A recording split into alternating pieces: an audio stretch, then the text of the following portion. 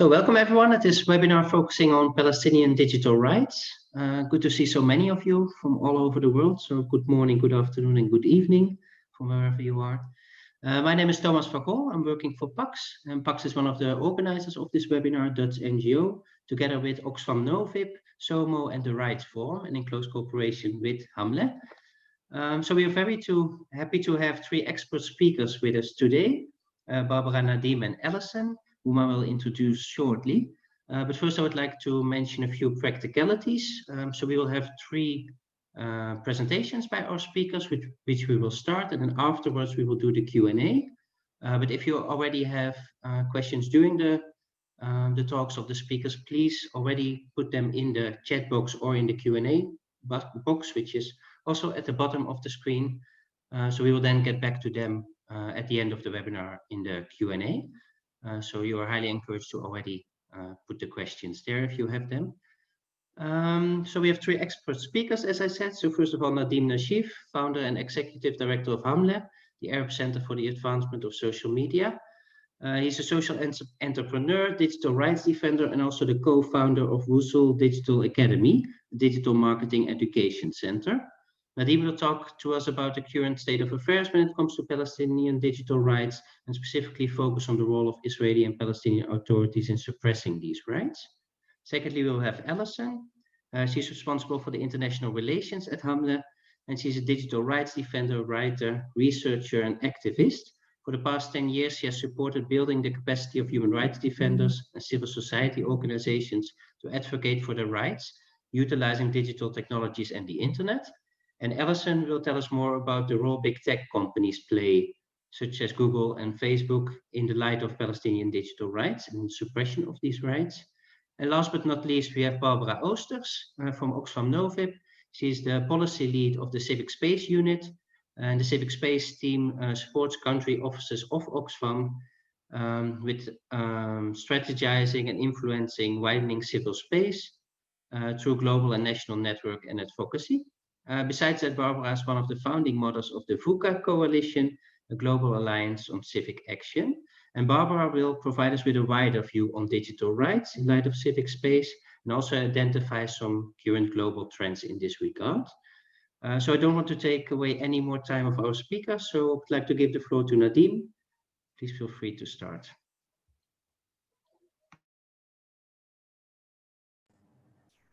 Thank you, Thomas. Thank you for putting this event together, and I'm happy, to be with you, Barbara and Alison, and to speak more about digital rights in general and Palestinian digital rights in specific. And thanks for all the efforts also from the side of the partners who have been part of this venture.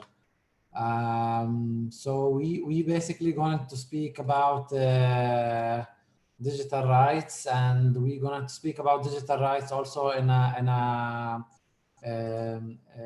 context of COVID-19 crisis.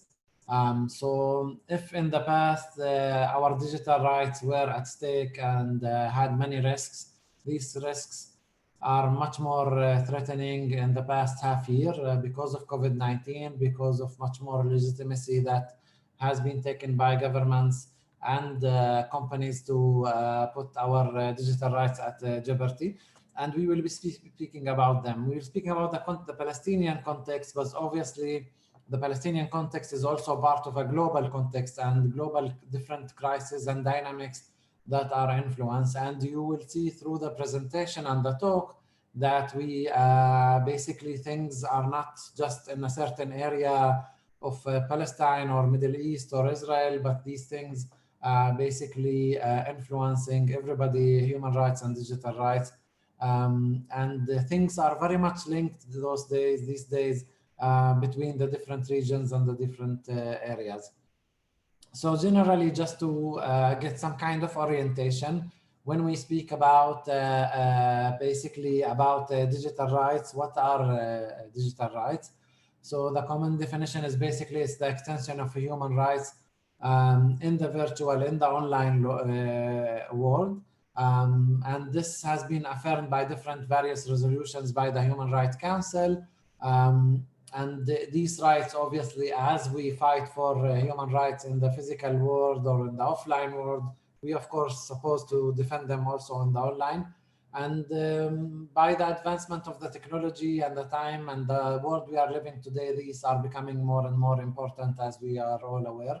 When we talk about digital rights, we also speak about four main pillars of that, or main issues. I mean, obviously it's larger than that, but there are four points that we have to keep in mind. One of them is the right to access to the internet. The second is the right to freedom of expression and opinion in the online. The third is the whole issue of data, our data and privacy and how it's being dealt with. And the fourth is the right to assembly and association on the online. I mean, one of the first things also the issue of the right to access to internet, as maybe it's in some contexts, it's something obvious that everybody have the right to access internet. This is unfortunately in some other countries and other contexts is not very obvious. In the Palestinian context specifically, because of the historical agreements of Oslo Accords and then Paris agreements on financial cooperation between the Palestinian Authority and Israel, the whole infrastructure of the Palestinian telecommunications sector is controlled by the Israelis, and it was meant to be independent by the independence of the Palestinian state. Now, obviously, there is no agreement, there is no peace, and there is no Palestinian state, and the telecommunications sector physically is still controlled by Israel, including the fiber optics, the telecommunication, the internet. So all of it comes through Israel and go out through Israel, and then it reach the Palestinian customer, which affect also the issue of quality. It affects the price. It affects obviously the whole issue of security of information. And obviously the second part is the right to access on content on the online and to have a safe browsing. The second part of the right to privacy, I mean, obviously this is a crisis generally, like it's an issue generally globally. How much our data is being protected, how much the companies, not only the governments, and the surveillance that is happening. And the third part, the right to freedom of expression, we speak obviously about the ability to share our ideas, to influence the society, to influence processes, political, social, cultural, and to do it in a safe way, to do it in a way that you can really express your mind without being arrested a few hours after, or without being censored by the platform in this case. And for Palestinian users, it's also kind of double problem when you speak about governments. It's not one government that you're having problem with, it's much more, because from one hand you have Israel and the Israeli surveillance systems and technologies that are following the Palestinian user. From the other hand, you have the Palestinian cybercrime law, which also shrink the space of freedom of expression on the Palestinian citizens. The fourth point is the right of association and assembly, and basically that the people have the right to join together, to create their cooperatives, their groups, to use platforms, something that again could be in some context something obvious, in other contexts is less obvious. When we speak about the Israeli government, we speak and the Palestinian online space, since 2015 and on, there's a very intensive, aggressive efforts to control the Palestinian online space. And on this aspect, they are using different tactics and strategies to get more and more control. Part of them is the denial of access to internet and technology. Other part is the whole issue of massive spying that is happening, technologies that were developed since 2015-16. Basically, I mean, the basic assumption right now, every Palestinian social media account is being surveilled by the Israeli forces, and then the whole issue of criminalizing and silencing human rights activists, lots of coordinated control or efforts basically coming from either governmental or semi-governmental Israeli organizations against Palestinian content and trying to smear organizations and bodies.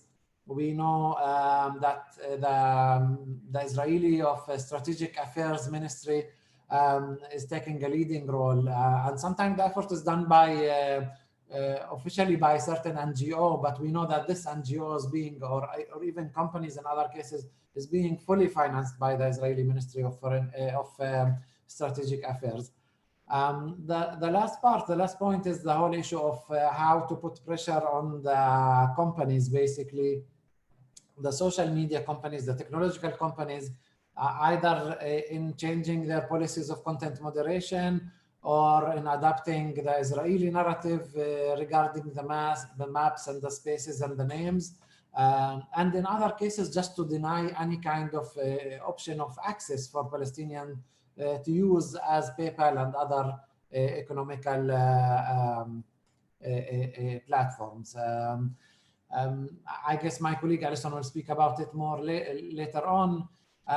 In the Israeli context and in the Israeli politics, there were different legislations or attempt to legislate. I mean, the whole Israeli political system has been in troubles in the last year and a half, and that's why legislations are not passing till the end because of issues of many elections, no coalition, there's no like a stable government that has been. But before that, when Netanyahu was governing with a stable coalition, they started the processes that basically will shrink if they would be came into practice, they would shrink significantly the Palestinian freedom of expression, including laws that will give draconian powers to the cyber directorate, prohibiting soldiers viewing and photographing of Israeli soldiers in the West Bank.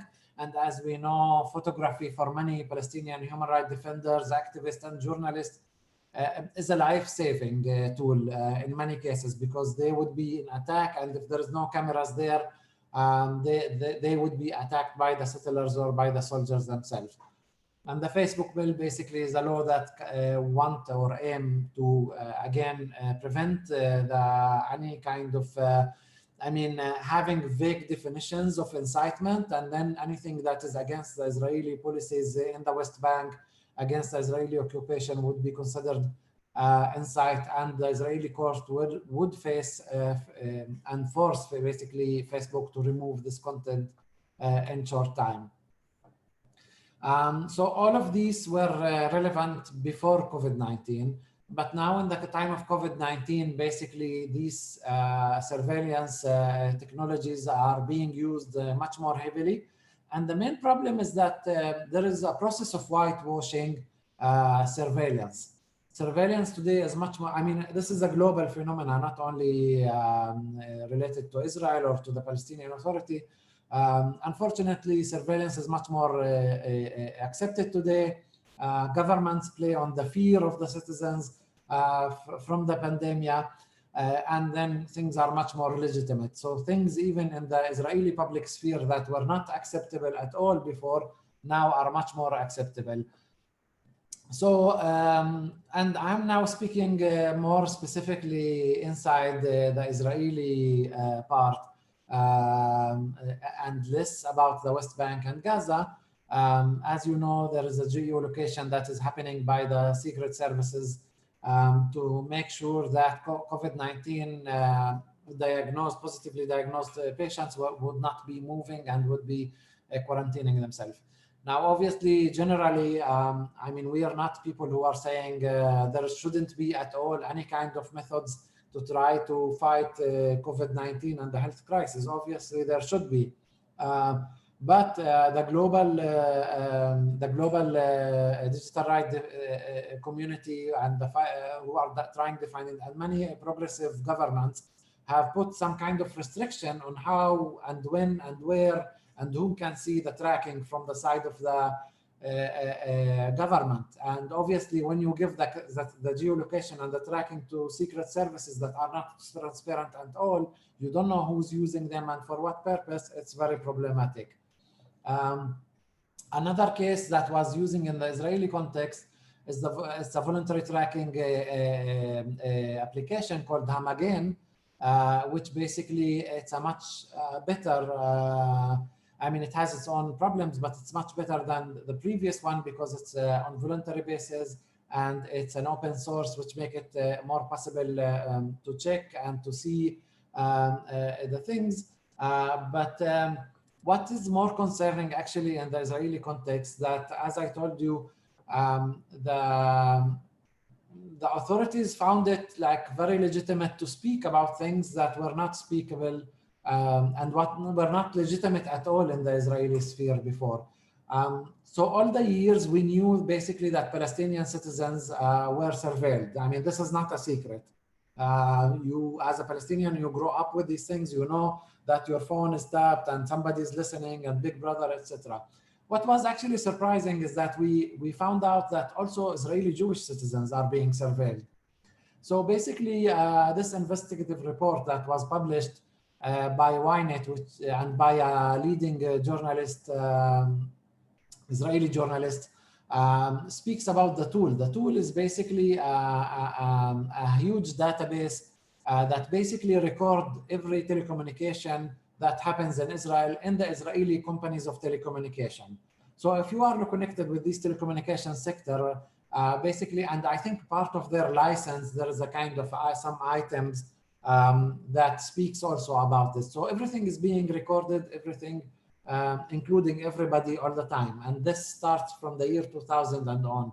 And again, I think the atmosphere right now gives more and more legitimacy for the different sides to speak about it. I'll speak also about the Hawkeye. It's another database that we basically was discovered during the pandemic time and the crisis. The Hawkeye, which is basically, I mean, all the cameras that track cars and the car's license basically are connected together. So basically they can know from where you went out and where you reached.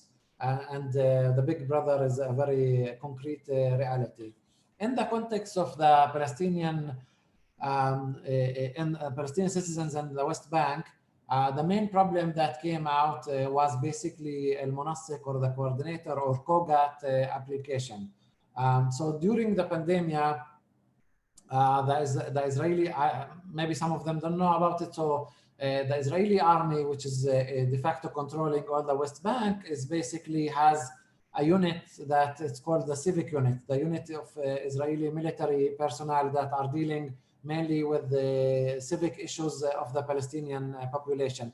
One of the issues is the issue of permit. As you know, Palestinians in the West Bank don't have freedom of movement.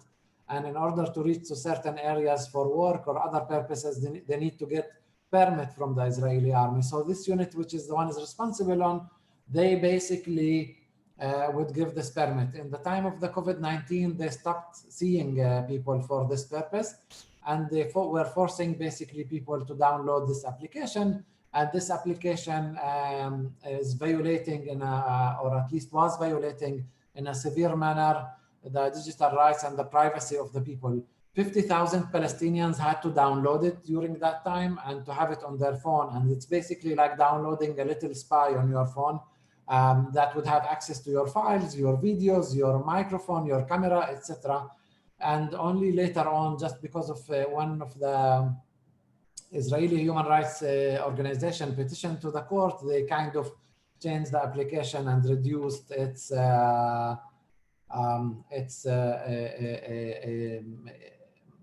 how to say it in English, its ability to access the files. So now it's much more reduced. I want also to speak about the Palestinian Authority side. In the time of COVID-19, the Palestinian Authority was working with the emergency laws by the presidential decree, which obviously restrict the freedom of expression and violate the digital rights of the citizens.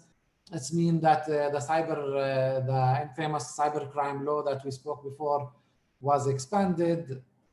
There were much more arrests of people because of freedom of expression when they criticized the responsible persons in the Palestinian Authority, including one journalist who spent 1 month because he criticized some of the ministers of the inside the Palestinian government, and even about some people who published fake news.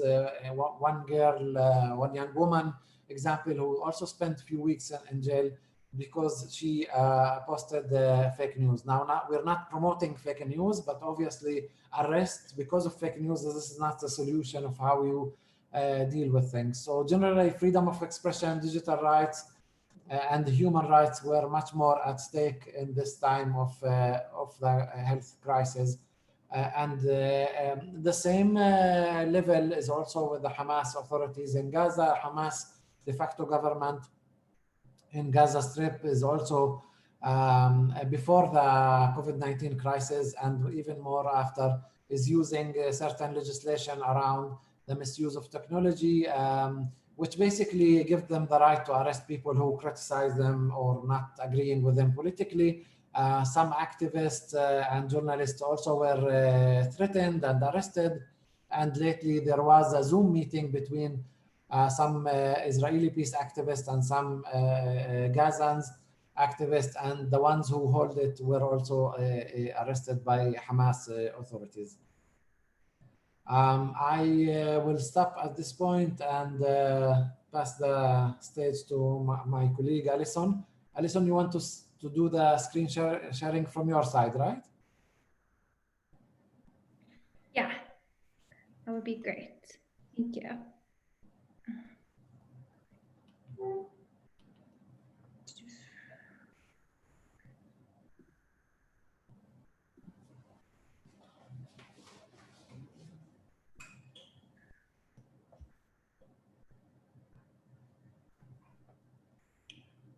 Okay.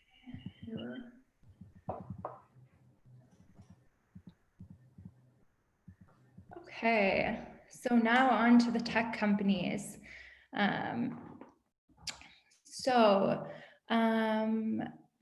There are different types of tech companies that we'll be covering today in this brief talk. We'll look at social media companies, geospatial companies, surveillance companies, tourism companies, etc. And here we're starting with the surveillance tech companies, which are also part and parcel of the general Israeli surveillance technology industry, which comes out also a lot of times from Sorry, people. Alison, I think we're not seeing the right slide here. I don't know if it's only me or also the other. We're seeing the first slide. Yeah, I think you have to click on present at the top right, Alison, next to share, next to the orange button. A bit down. We're sharing screen and in the PowerPoint itself, now a bit to the right. On the right, under no, a bit down. Sorry. Yeah, okay. top. Yeah, present, near share. Sorry guys, I don't see where you mean present. Next to your picture, you see a picture on the right, and next to that is share, next to that is present. Oh, I don't see my picture. Need to go down a bit. Go down. I don't understand. Hide my view, mute my audio. Just near share, Alison. To the left of share, you see the share button? Yeah, I see you are screen sharing and I see stop share. I see stop video, participants, Q&A, new share. Okay, here we go. Let's do it like this. Yeah, great. Sorry, thank you. Okay, so yeah, so back to the surveillance technology companies. So many of these companies, people graduate from the military after their time in the military, particularly they go out into the private sector, and it's well known that a lot of the intelligence from the time in the military is allowed to be leaked into the private sector. One of the famous cases, of course, is with a company called NSO Group, which many of you may have heard of by now.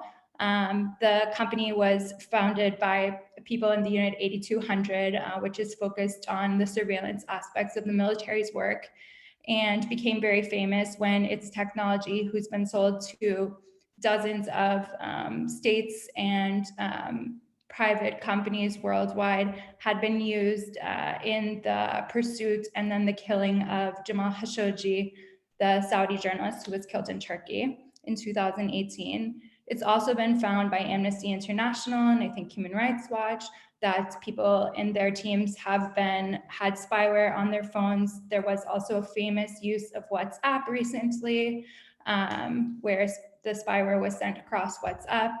And so we aren't covering the international level, but of course this has been an international story, and you can follow a bit how difficult and challenging it has been and continues to be on an international level to deal with surveillance technologies.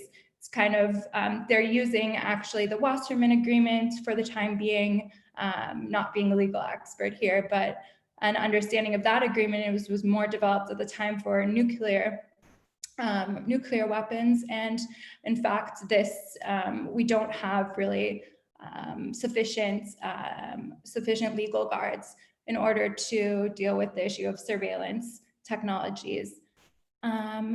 Another company is AnyVision, which became more famous last year.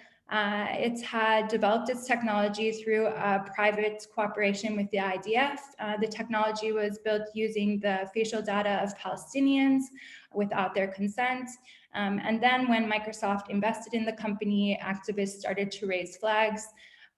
And eventually, through some pressure and some media work, Microsoft decided to launch a human rights investigation into their investment, and in the end decided to take their investment back and to not continue to invest in any secondary facial recognition technology companies other than their own, for lack of an ability to manage the potential impacts of those technologies.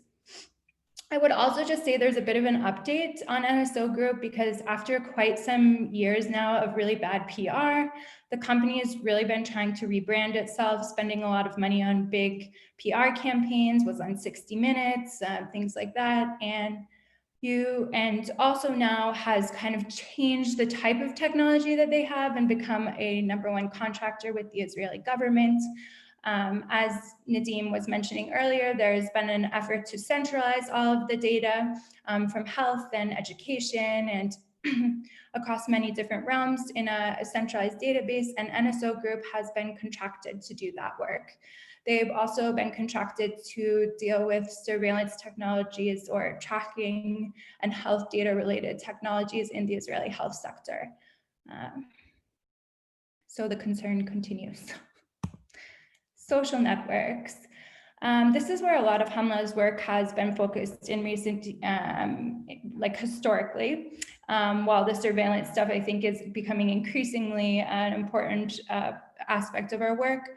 Social networks for us most of the time has been focused on Facebook, a bit on Twitter, and on Instagram, but primarily Facebook because of the number of people on it and because it's where Palestinians have been spending most of their time on the internet. We've done different research into this and how the impact of the content moderation policies, whether they be human decisions or decisions taken by artificial intelligence. There is a human behind all of those decisions and the machine learning processes. And we've looked at and seen how over time, because of attempts to deal with hate speech online, to deal with quote unquote terrorism online, that Palestinian freedom of expression under the pressure also of powerful actors like Israel and the network of NGOs supporting those efforts have really worked to redefine the tech company policies.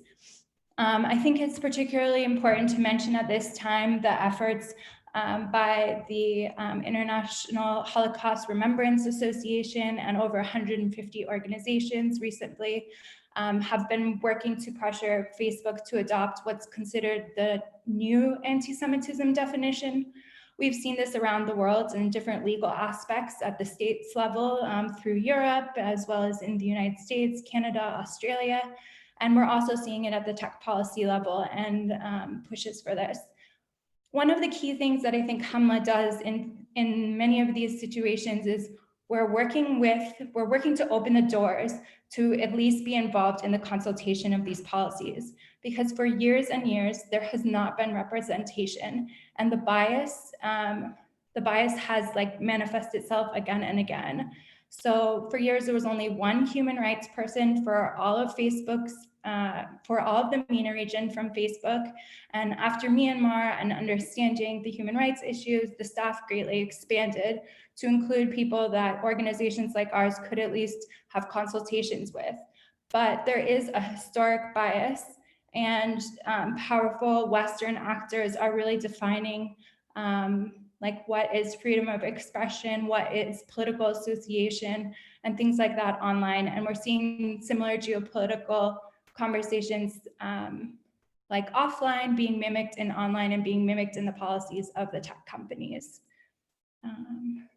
Yeah, I guess one more thing just to mention on this, sorry, maybe there should be more slides, a bit boring, but is settlement advertising also. For example, you know, it was a lot of effort to get the United Nations to release the database of companies working in the settlements.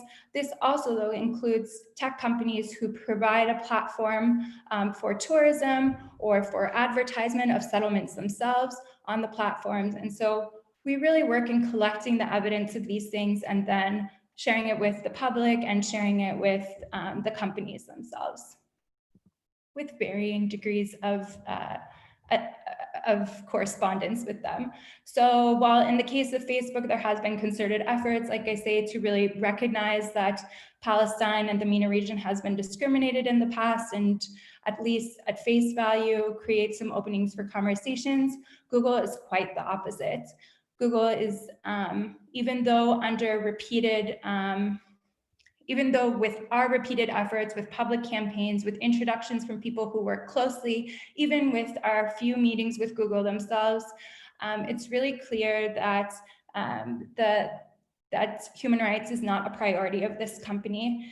And in the case of Google Maps in particular, after doing our research, doing our campaigning, getting to the product policy person who was the decision maker for a lot of Google Maps and why Google Maps looks the way that they do, why Google Maps today, you know, when they most recently in a recent article earlier this year said that they were working to improve their maps to reflect the space, but unfortunately the data wasn't available.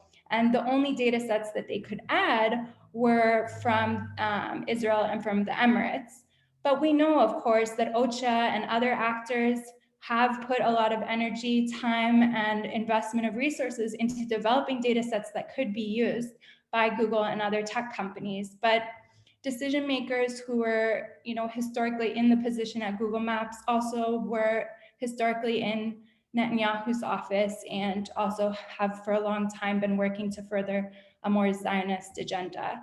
So in the case of mapping, also I would say on a global level, while I think Palestine has it particularly bad, disputed territories and the way Google is handling disputed territories is not in line with international law. So you can also look at other cases with Ukraine, for example, and how they're managed or working around that and dealing with that. Next would be the digital economy platforms we see really as a priority. Palestinians still do not have access to PayPal, which is the major like financial gateway, both for working and for selling things. So while there's a lot of effort put into the economic development or the idea of economic peace, there has the risk assessment that was taken in 2016 or 2015, also with someone in the decision-making position who had a long history of being in the Israeli government, was to not provide service to Palestinians. And even with our efforts and with the efforts of other INGOs and actors, also at the UN level, we still have not been able to open this pathway, which could lead to potentially, you know, tens of thousands of jobs for young people and the like in Palestine, and particularly in Gaza. There's also been challenges with other platforms like Amazon, Alibaba, and eBay. It was kind of big news that Amazon was going to be delivering and working in the Palestinian territories, but this wasn't their initial decision. It seems that only after some pressure from local actors here and from others, I would imagine, that they decided at least to be shipping and providing shipping to OPT. But at the same time, you still cannot be a seller. So even though someone in a settlement in OPT can sell their products online, Palestinians still cannot. And so again, this is a clear situation of discrimination. There also have been really important efforts to deplatform Palestinian organizations, particularly human rights organizations, from the use of crowdfunding applications. So recently, an organization was deplatformed on Stripe and on DonorBox, and essentially what happened there is just this group of Israeli actors wrote several letters to the company and smeared the organization, trying to convince them that they're a terrorist organization. And eventually the company was fearful and took down the accounts. And because companies do have some, they have a lot of ability to kind of write the rules regarding the terms of service and things like this.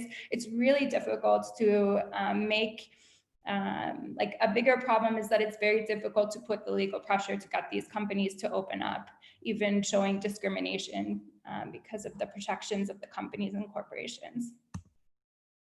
Tourism platforms, Airbnb, Booking, and TripAdvisor all have listings and settlements within the Palestinian territories. There's been different work on this, with at one point seeming to have a success with Airbnb and the campaigning efforts of many human rights organizations. But in the end, the Israeli legal pressure was stronger, and the company decided to rescind its agreement and ironically donate money every time that someone was purchasing an Airbnb in a settlement to a charity. Unfortunately, forgive my near laughter on that. And just briefly about Palestinian society, particularly in regards to women, youth, and the queer community. What is happening offline, as Nadim said earlier, also is being portrayed online. So of course, the gender-based violence that we see offline, we're also seeing now online. And in the time of Corona, this has become worse as domestic violence numbers are rising, also more gender-based violence online.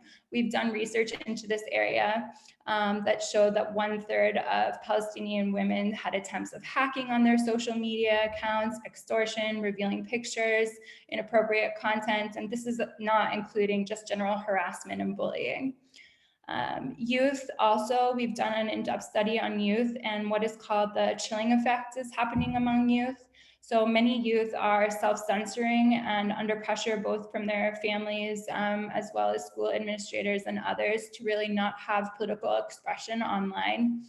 And this is, of course, minimizing the activism and political participation within the generation who's more comfortable now in a more commercial kind of realm than a political conversation. We also have done research about the queer community and how the impact of being harassed and bullied online, not only by individuals, but then also, sorry, I have to step back and say the power of social media to allow people to organize more and to organize more visibly is something that was positively impacting the queer community. But then as their visibility increased, also the attacks towards them increased, including an attack from the Palestinian Authority to the organization Al-Qaus, a Palestinian LGBTQI+ organization, and they publicly attacked them, and though they later apologized to some extent for their public for saying that they were not allowed to do activities and things like that, of course under pressure, the queer community is basically resorting to, as many of these people in this list here are women and youth, going offline. So slowly and slowly the platforms are less representative, less open, less free, and people are also sharing less. Yeah, so just like briefly to kind of sum up what Nadim and I were speaking about and just kind of look, at the real world consequences. There's challenges, of course, like in the Corona time, particularly of accessing health and education information, technologies that are essential for participation in the digital economy. Today, Palestine is one of the lowest internet penetration rates in all of the MENA region, as well as one of the slowest digital economy development. At the same time, you do have a donor community that's really pushing for, and the World Bank included, pushing for the government to automize and to use more and more digital technologies to save money. But people don't have access, and they don't have safe access, most importantly, because as Nadim was mentioning earlier, the entire ICT system is channeled through Israel, and all of the mobile cell providers have full surveillance. So there is no safe way for people to be accessing the internet essentially in Palestine. This aside from the fact also, and I think then I'm probably starting to go over time, Thomas. Yeah. Only a bit. Yeah, just like one more minute and I'm done. Also, like the content takedowns that are happening now because of coronavirus, right? Looking for fake news, because of the pressure on elections, trying to deal with the hate speech issue, and the strong lobby that exists that is using this wave to silence Palestinian freedom of expression, to silence any criticism of Israel, to silence the reveal of human rights violations. And that's resulting in a web that really doesn't reflect actually what's happening in the world. And we're losing also many times essential and important data that could be, for example, a video of a soldier smashing the head of a man in Palestine. It went quite viral. I'm not sure if this one was taken down, but I know that this man was later arrested by Israel. And many times this kind of content will get taken down because it's considered violent, but then actually the evidence for human rights violations disappears from the internet. So we also work, so I won't go through all the details of these recommendations, but we really do, in general, we need to be working to have laws that respect digital rights. We need to work to end these violations. We have to think about surveillance companies and the technology and ensure that it will be in compliance with international human rights law. And when it's not, the states need to face consequences.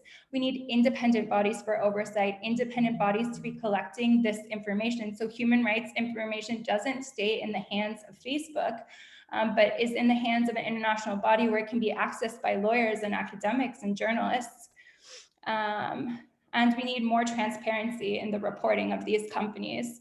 There are specific recommendations for companies, which I don't think I will go much into detail here, but basically to bring their policies in line with the guiding principles of business and human rights. And also we really encourage them to do specific human rights audits into this context because it is unique and it requires a deep understanding of the situation here. And there are plenty of actors who are very capable at explaining the situation of Palestine from the Palestinian perspective that should be included in those conversations. And for civil society, this is a lot of the work we do as Hamla, mainstreaming digital rights into the existing human rights ecosystem that exists here and has existed and thrived, doing their work and making sure that the Palestinian civil society is empowered and safe and protected, that they know how to keep themselves secure online, that they know how to deal with being smeared online and having their reputations attacked, and that they can work together to push for changes to policies and practices of the companies and authorities. Thank you very much. Thanks a lot, Alison, for the overview. I already saw a few questions about if we could send the PowerPoints afterwards to the participants. I see Alison nodding, so I don't think that will be a problem. So we'll send it to you afterwards. Thanks a lot. Then I would like to give the floor to Barbara for the last presentation of the three. Yeah.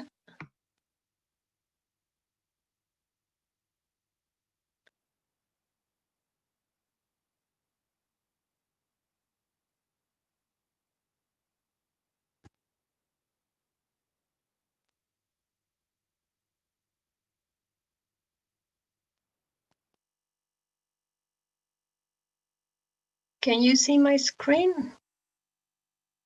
Yes. And then just indeed from the beginning. Yeah, perfect. Okay. So thank you so much for having me, and great to have this conversation with so many people, which shows I'm always an optimist that there is lots of interest in digital rights, and specifically digital rights for Palestinians. I come from a more global perspective. I work on civic space in many countries, and by working on civic space in general, it automatically gets you to the issues we all face on digital rights and online space. Since more and more, I mean, we live in a digitalized world, and that is also where we assemble, associate, and speak out on. So that's how I more and more get see the issues all over the world of our space shrinking. What we see globally is we see many things that were already discussed, specifically related to the occupied Palestinian territories, but we see it globally, and we see state-sponsored trolling was already mentioned. We see specific legislation aimed at limiting civic participation digitally.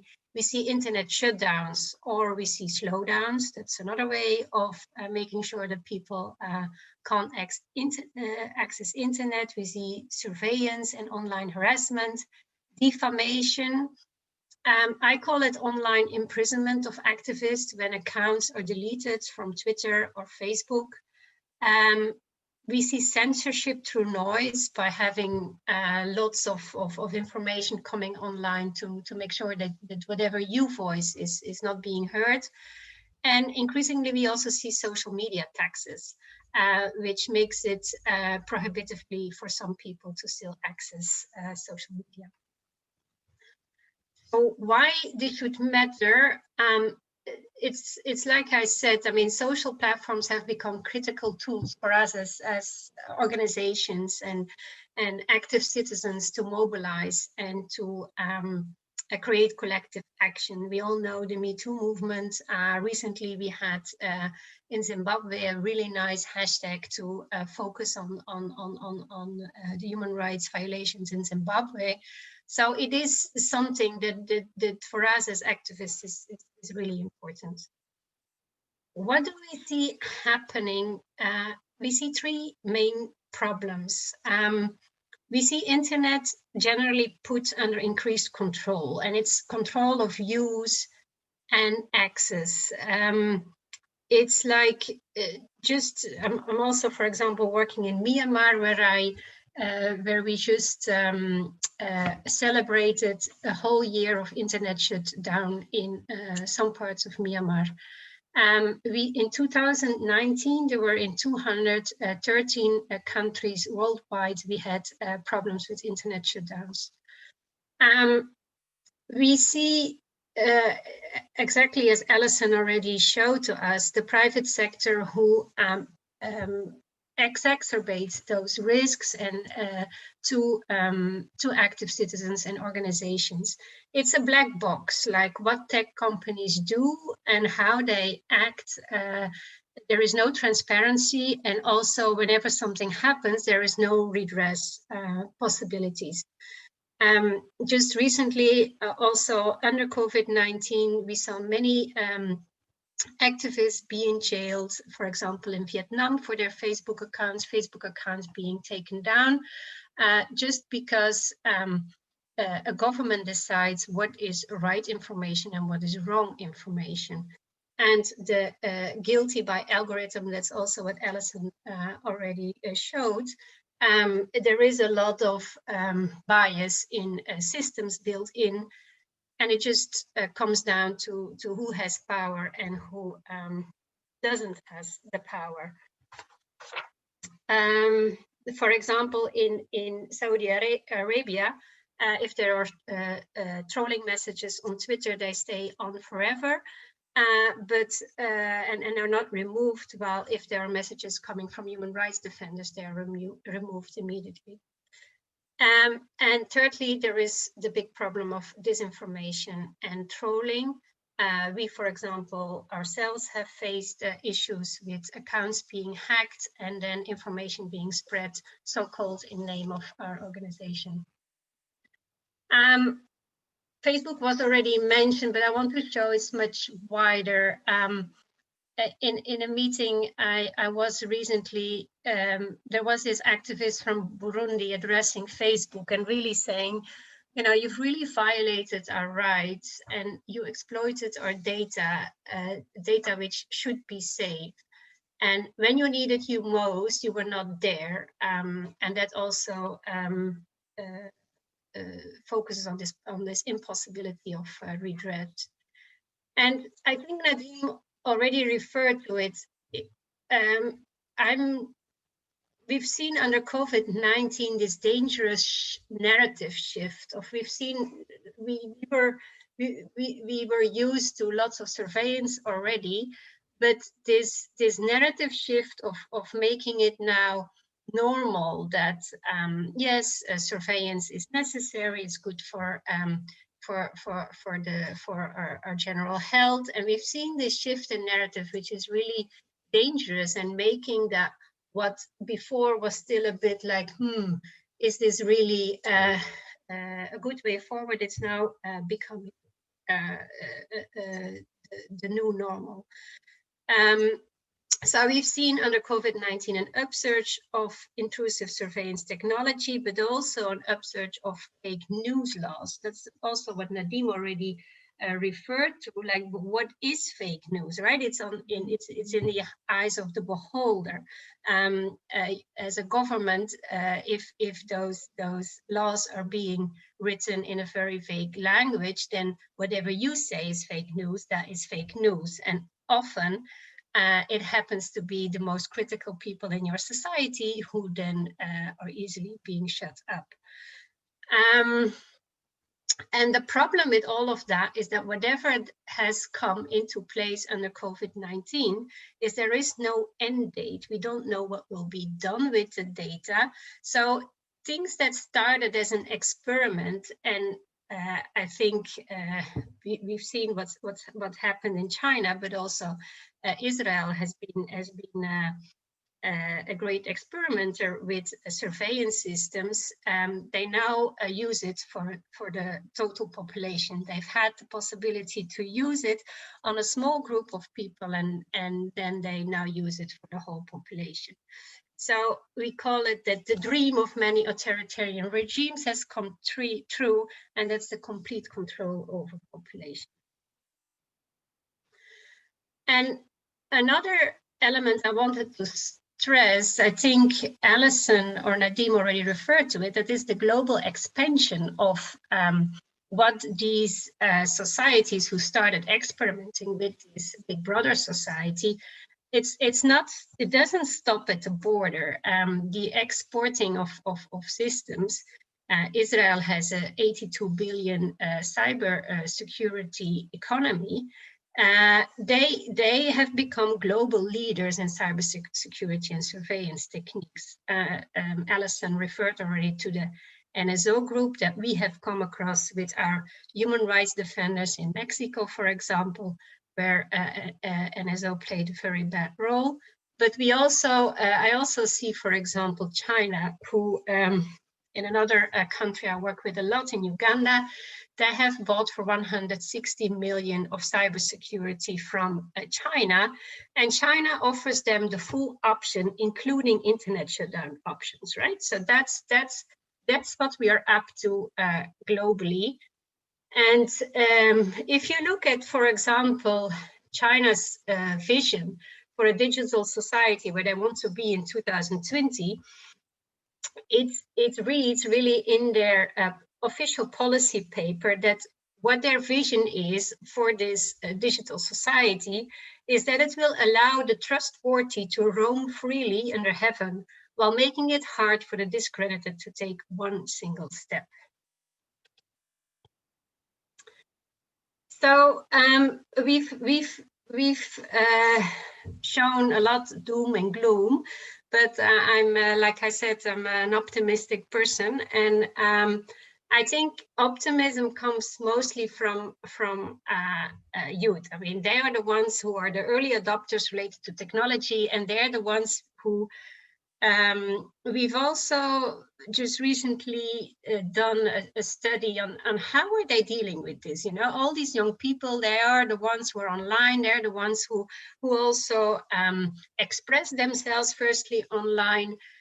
And I want to end so with some positive end notes from Palestinian youth who don't, you know, they're not yet in despair, right? Like digital technologies, they say, and social media, they still provide opportunities, right? To influence and to show your opinion. But of course, we have to do it in a safe way and to make sure how to navigate those. And we found it was a small study, but we found that what they still use social media campaigns also to show how youth organizations and youth in general to also show a positive narrative about youth.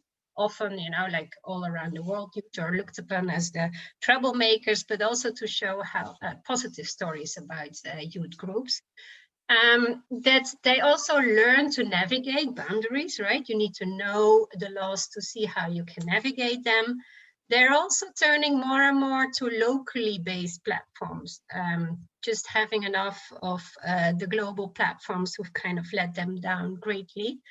And more and more combining online and offline and do that in a smart way. And we've seen a lot of social entrepreneurship also online and business cooperatives by young people getting away from organized civil society to make sure that they can circumvent some limitations that they have come across. And ending just with some general just general talks we've had with youth around the world on their online space. They still see like that online space as a possibility to witness and organize and stop things from happening. So still as a really great tool to have this borderless assembly, as one of them called it. And they really showed us and said it's really time to take internet back and stop this apocalyptic vision of internet as a tool for oppression. So I just wanted to end with a positive note, although I see digital space shrinking everywhere. I also see spots of hope and where we can, I think, support those groups. Thanks a lot, Barbara, and also Alison and Nadim for your great presentations. So we now move on to the Q&A session. So already a few questions came in, but I would highly encourage and welcome everyone to set more questions in the Q&A or the chat box in the bottom of your screen. So let's start with the first one. Alison and Nadim, you already talked a bit about it, but where do you see or do you see any substantial bias against Palestinian NGOs by the big tech companies, like by Google, for example, Facebook? Is it specifically aimed at Palestinians, or? Yes, in a way it is. It's obviously different, and Alison maybe also explained a bit that the approach is different. We can see a different approach from Facebook to Google, for example. But the worst case, which is Google, basically is a company that's quite hostile. They don't respond. They adapt totally. The Israeli narrative, for example, even if you search Jerusalem in English, it would be defined as the capital of Israel. I mean, nothing to say about controversial, under occupation, UN resolutions, nothing of that. It's totally adapting Trump administration / Israeli government position. Similarly with villages and towns, that they erase them from the map. So definitely they took it aside, and I think this is for all Palestinians, but it comes also for the NGOs and the human rights and digital rights organizations when we are approaching them and they ignore totally, because we know that they do have connections in other places with civic society, including the Israeli one, that they make that effort to reach out, to speak, to meet, to encourage in different places. With Palestinians, that's not happening at all. So I would say, yes, they are also discriminating the organizations. And just to add on to that, like in the case of Facebook, it's very clear and has been stated by Facebook employees themselves that there is a bias for Israel, and that Israel is particularly powerful when it comes in the context of Facebook. They have for years kept the Israel office separate from the whole MENA region, and it's gotten much more resources than the MENA region for quite a long time. And even today now, they expanded the role of the head of policy for Israel to include the Jewish diaspora and to have many convenings in that area, but that has not included any of the Jewish counterparts who are more progressive and support the Palestinian human rights work that we've been doing. So we know that not only it's Israel-centric in ways, but also it's particularly right-wing, and it's not supportive of actors who are interested in the two-state solution or who are interested in the human rights situation. And so that's also an issue for the Jewish community, I think, as well. I also would say, in regards to the bias, that you can see that the companies, smaller companies like Airbnb or Stripe or whatever, they're under a lot of pressure from an existing legal and Israel lobby, legal lobby that's very strong. So Palestinians with not such a strong legal basis oftentimes are not able to deal with the amount of money needed for the litigation around these issues. And I think that that's also a big disadvantage that we have. We're not able to really play very deeply on that level, and that's a place they're very well established.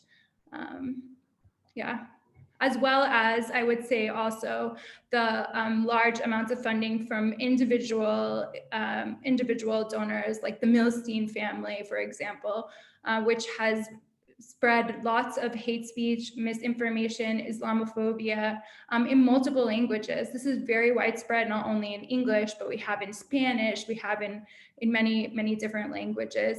And at Facebook, many times we have discovered very disturbing translations, for example, from Slovakian into English. When you hit the auto translate, you know, an organization, for example, posted about their cultural exchange with a Slovakian organization. The Slovakians posted it about their exchange with Palestinians, and then the word Palestine was translated to Syria or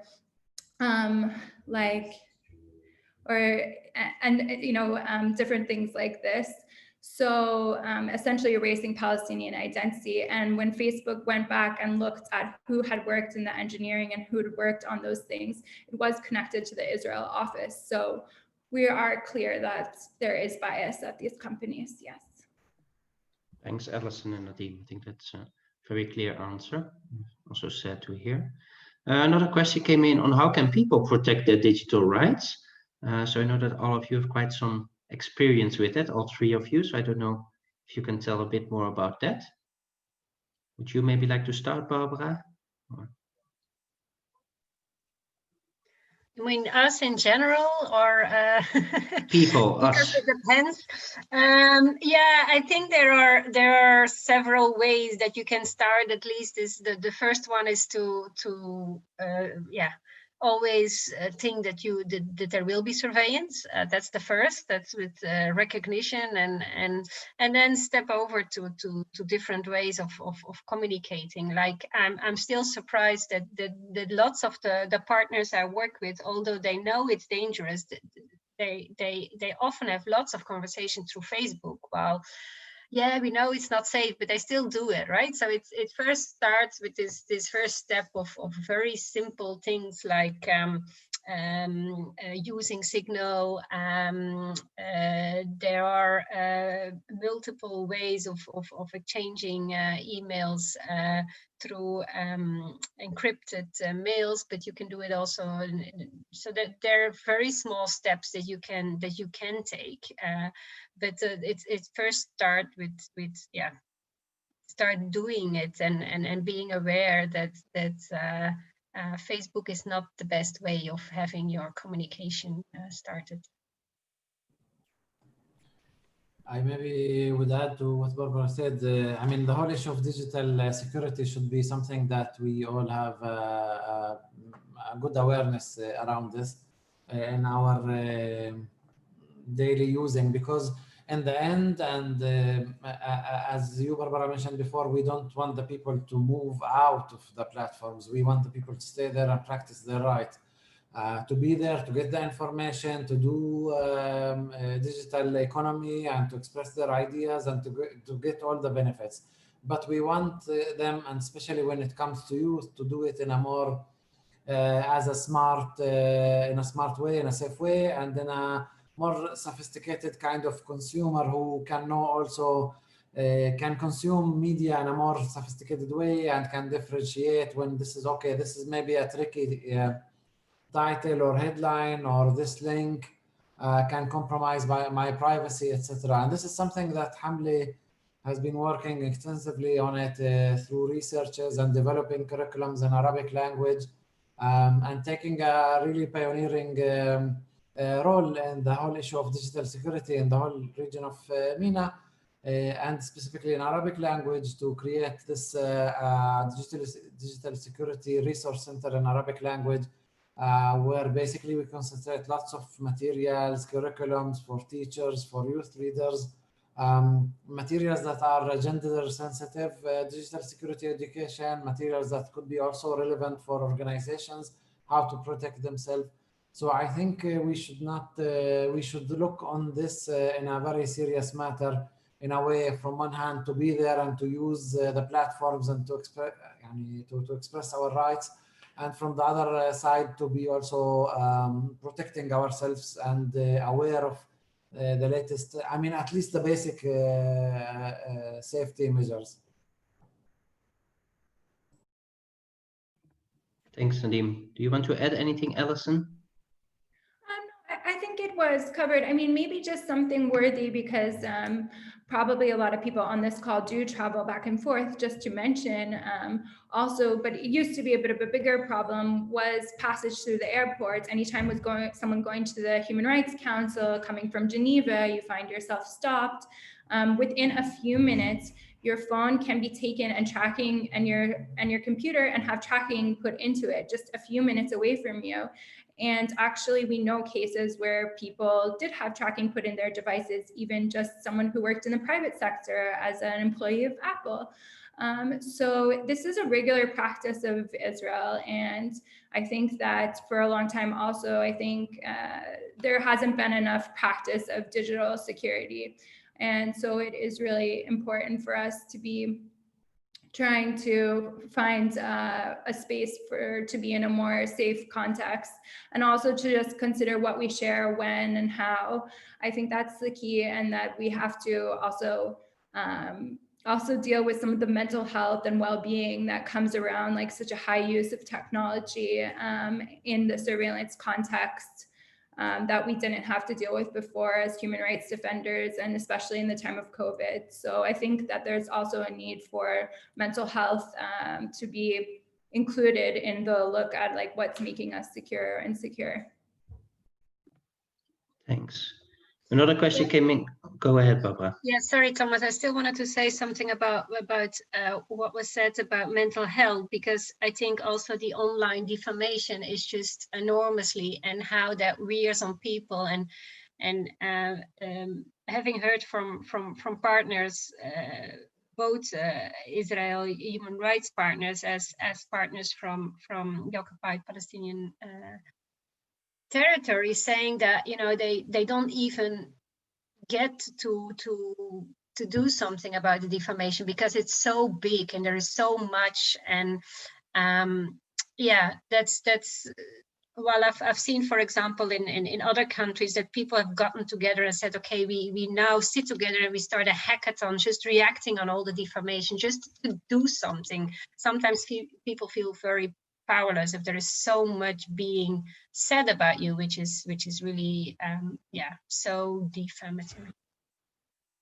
So it's important to keep that in mind. And just to add on to that, this has been, like Barbara said, it's increasingly obvious that this is a very important issue, and that it needs more dedicated time and attention. And so, for example, it can be really basic things like improving the reputation of the organization online and how they show up online, and teaching them basic tools and tricks that they can use, so that when someone at a tech company Googles their name, it doesn't come up first the NGO Monitor website only, and with a bunch of defamatory content, but that there's a good Wikipedia article, that there's a clear profile for them, that the awards that they've won from reputable institutions are there, and that there's more transparency. And I think that it's come to the point where we can't hide from this anymore. We really have to go out into it and be very clear and evidence-based about what's happening. Thanks for that addition, Alison. Another question came in: what are some of the ways that civil society organizations in the Netherlands and the rest of Europe could do to support and protect and advocate for digital rights in Palestine? Who would like to? I think it's important, and Alison also mentioned in the end of the presentation, like that there should be a pressure towards the Israeli government and the Palestinian Authority towards different acts that they are doing. So some pressure should be exercised towards them, and especially the Israeli government being the stronger party in this scene, and the one that have much more. And that's what we are trying to do, basically, to raise awareness and to speak about these issues. And again, we have to see them in a global perspective, because as my colleagues mentioned, things start maybe on testing this technology on Palestinians in the occupied Palestinian territory, and then they are sold out in Mexico to hunt down human rights defenders over there. So we're living in a very much interlinked world, and I think it's important that we do have a firm stand against these surveillance technologies, and that there should be balances and checks, especially for companies that repeatedly violate any kind of rule, and actually caused the death of some of the activists, and some terrible cases like NSO and others. I would just add to that, that I think it's important in the EU in particular to be following the conversation as GDPR, as the privacy law is also developing. And also, as I was mentioning earlier, there's been a lot of legal efforts and a legal battle around the definition of anti-Semitism, which is continuing in Europe. I don't know specifically what it is in the Netherlands right now, but it can even sometimes be on a very local level. Universities are particular areas where this has tended to play out. So support, I think, in the Netherlands that you can give to freedom of expression on campuses, to people who are organizing on campuses, is very important. Also working to make sure that this effort to shrink space by using this, by criminalizing or making criticism of Israel, especially regarding human rights, considered to be anti-Semitic. It really needs to be also addressed with decision makers at different levels who are really fed a lot of disinformation and misinformation on these topics. And we see that they are making decisions based off of what they read in a few posts online. And we really need to create an atmosphere that calls for the highest level of policymaking rigor, in which everything must be evidence-based, and it should include the voices of the people that will impact most. So I really encourage people, in the Netherlands to be aware and to be engaging with their policymakers on this. The problem is that a lot of times the they get the Israeli narrative before they learn about the human rights issue or the freedom of expression issue associated with it. And I think that we shouldn't be waiting for that to happen, that we can actually proactively go and explain this issue to people and, you know, these kind of policies and how they're impacting, and that give them good materials and evidence, which there's plenty of, including support from the European Council of Human Rights, which has clearly stated that this definition should not be, that the definition of anti-Semitism should not be changed in this way. And that should be really used, I think, in the coming period as well. Though I think the case in the United States is a bit different, and I'm not going to go into that because the question was on the Netherlands. Thanks, Alison. Moving on to the EU, there's a question about the EU. How does the EU act to circumvent, or does the EU act to circumvent misuse of these rights by Israeli authorities, by Palestinian authorities? So more on the role of the EU in light of these digital rights offenses. I don't know if you would like to say something about that, Nadim. I'm not aware so much about like really something significant coming from the side of EU towards Israel, and in this perspective, we know that some European governments and embassies that are working within the Palestinian Authority are pressuring the Palestinian Authority in certain issues regarding digital rights. Regarding certain arrests, questioning. There was also heavy pressure when they started with the cybercrime law, and they have influence also because the EU, some of these governments are main donors for the Palestinian authorities, so they have also much more influence. Again, unfortunately, I think the EU positions with Israel were not really sharp and strong in many aspects regarding the Palestinian rights in general, and more specifically, and hardly any within the Palestinian digital rights specifically.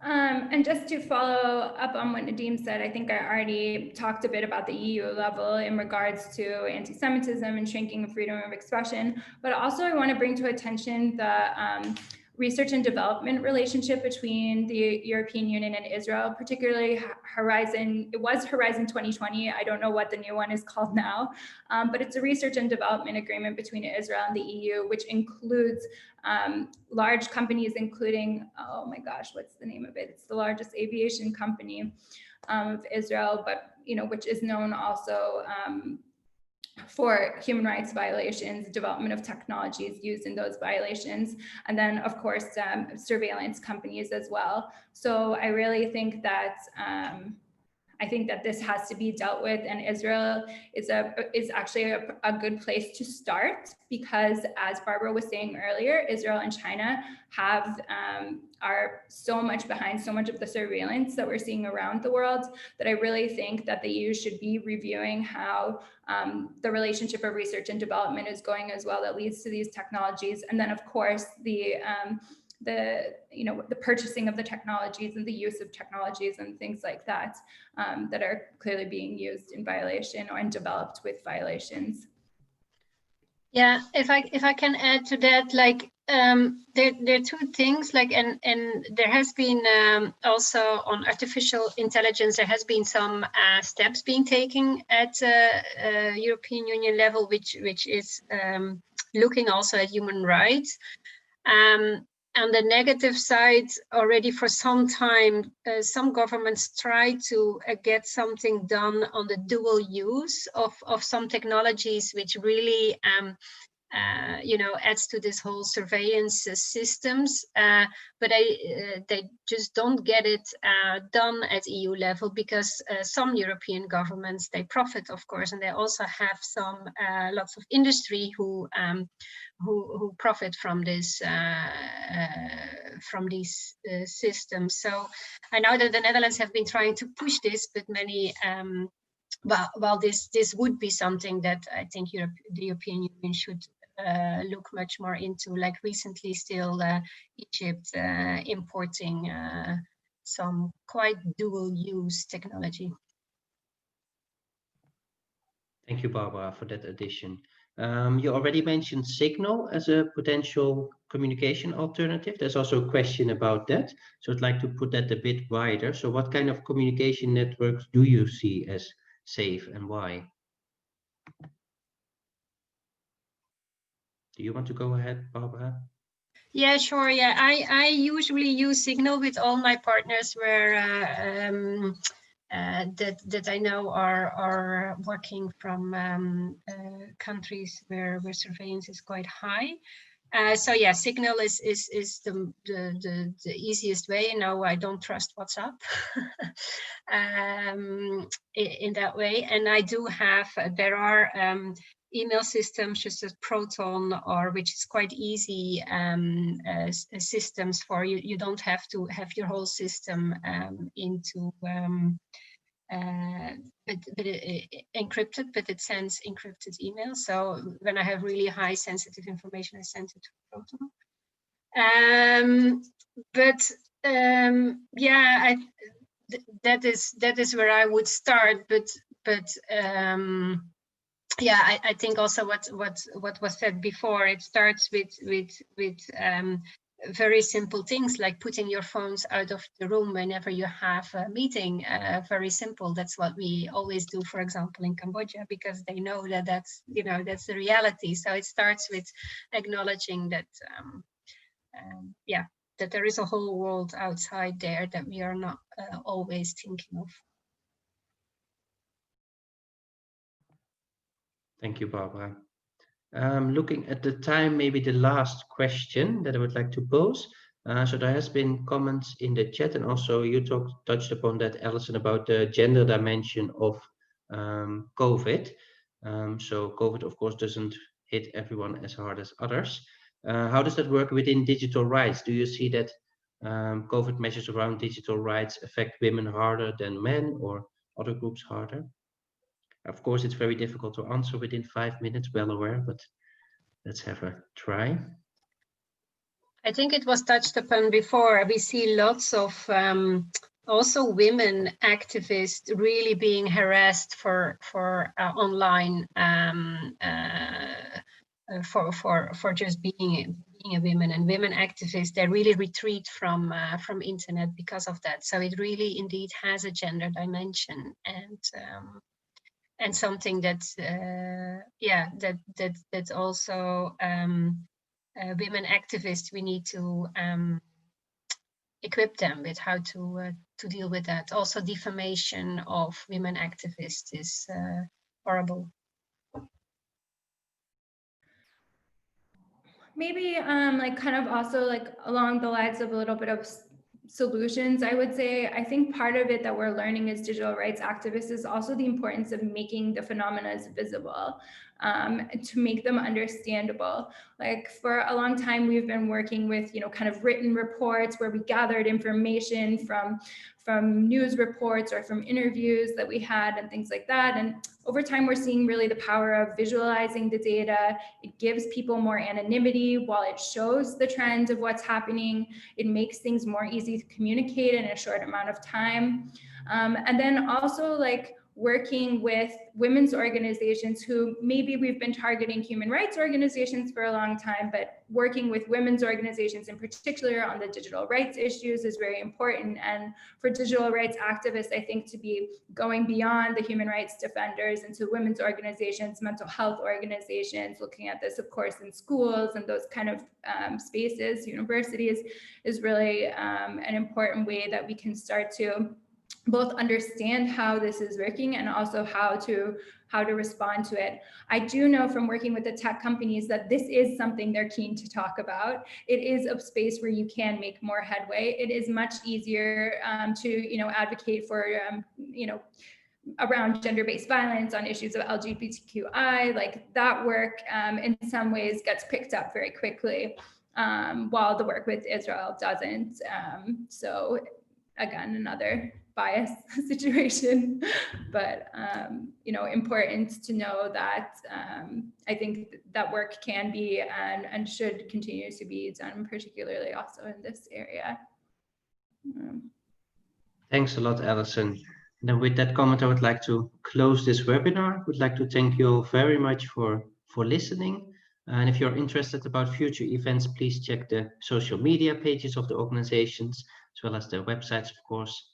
And thanks a lot, Barbara, Nadim, and Alison for the presentations. I think it was very interesting, and hope to see you all soon in real life. Have a nice day. Thanks a lot, Thomas, for organizing. Thank you, everyone, for joining. Thank you. Bye. Bye-bye.